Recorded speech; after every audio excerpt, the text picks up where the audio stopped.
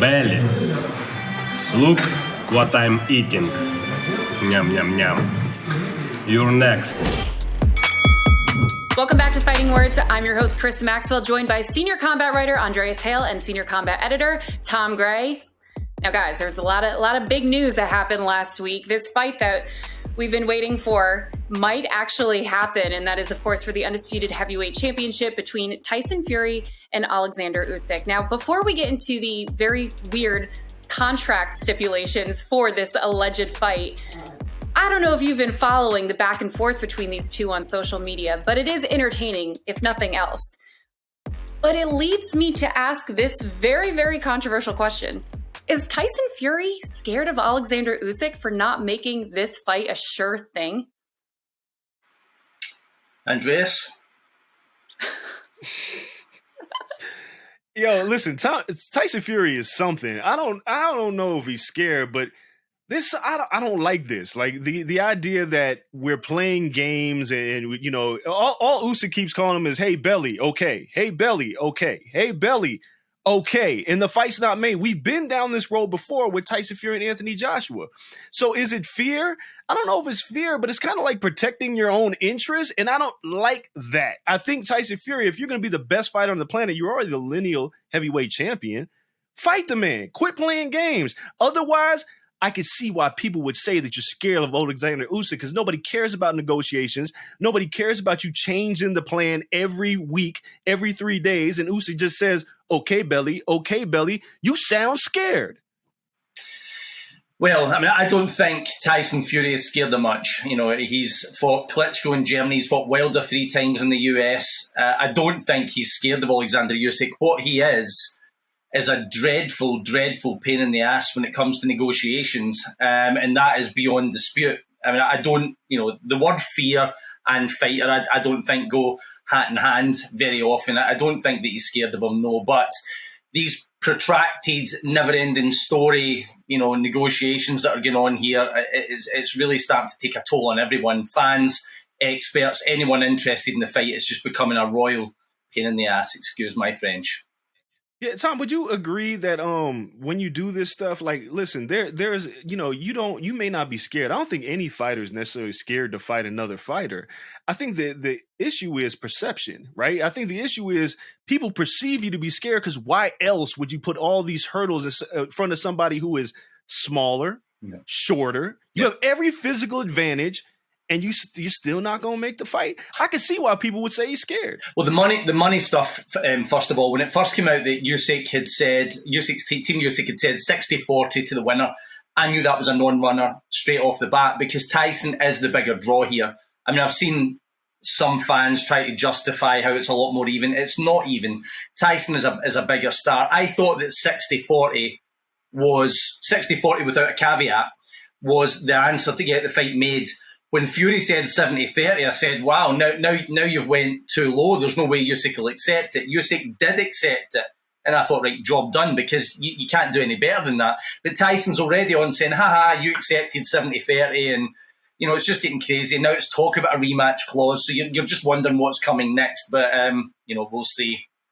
Well, Tom, I'm going to stop you right there because you're doing my job now. Let me lead us into the next topic here. And before we do get into the contract details, I mean, we saw this before with Anthony Joshua, right? I believe it was Canelo Triple G week when Tyson put out some ridiculous negotiation clause and AJ and his team at Matchroom were like, okay, let's do it. And then it was silent on the Tyson Fury front. So this is nothing new coming from Tyson Fury.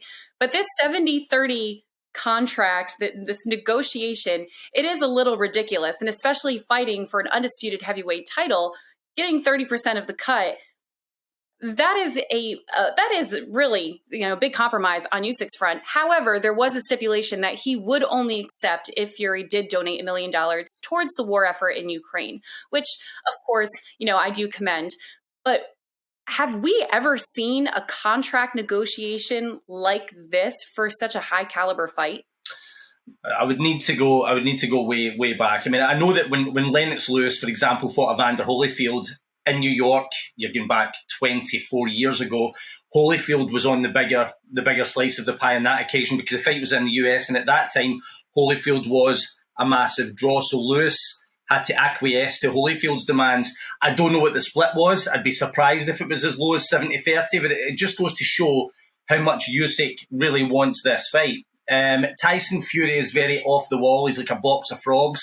You don't really know what's happening next with him, but Usyk has been chasing this fight down, not just for the last week or so. Usyk has been after this fight for a long, long time. Yeah, I mean, this is ridiculous. I mean, we've seen ridiculous contract negotiations. I mean, look no further than Mayweather-Pacquiao, how long it took that fight to get together, but they eventually got it made.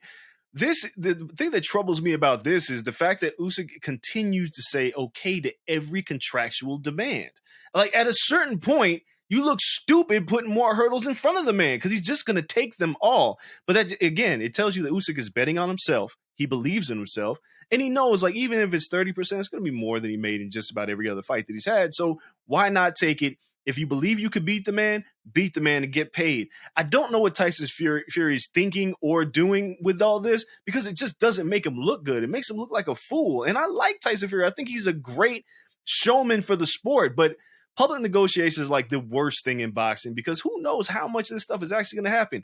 Is there really going to be a donation to the Ukraine? I don't think so. I think this is all posture and positioning. And right now, Fury looks bad. One thing I will say is that I spoke to Fury around the time just before the third fight against Deontay Wilder. And Tyson was locked into that third fight. Remember, it went to a court arbitration and Wilder won it and the fight went ahead. And Fury was trying to get out of doing that rematch at the time. And Fury mentioned to me during an interview that he wouldn't get stuck in a rematch clause again. But apparently, it's Fury's contract going out to Team Usyk that's got the actual rematch clause. So I don't know, a lot of it's right over my head. Insane. Well, Tom, you did it again. You keep stealing my next question here because I was going to ask about the rematch clause.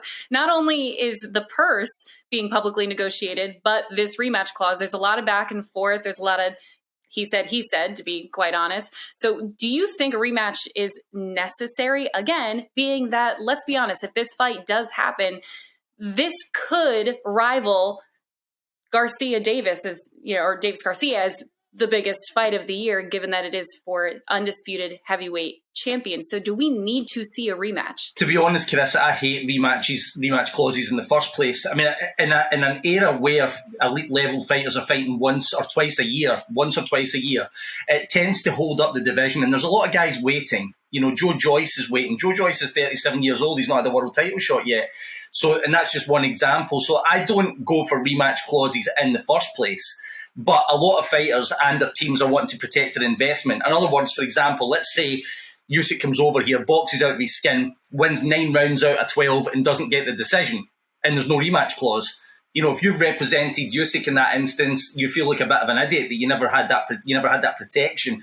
I don't like rematch clauses. I don't know. Very, very difficult. I don't agree with rematch clauses in the first place, but if the decision goes wonky and this fight could go 12, then both teams will wish they did have a rematch clause. I don't know what Andreas thinks.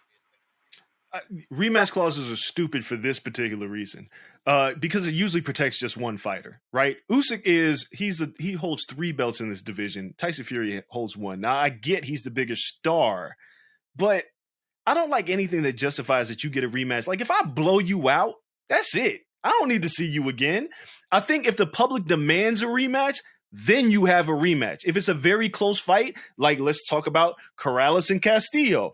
I want a rematch of that fight when that fight happened. But if Tyson Fury beats the hell out of Oleksandr Usyk or the other way around, it's like a blowout. I don't like these rematch clauses. To Tom's point, it holds up to the division. Joe Joyce, he's not 27.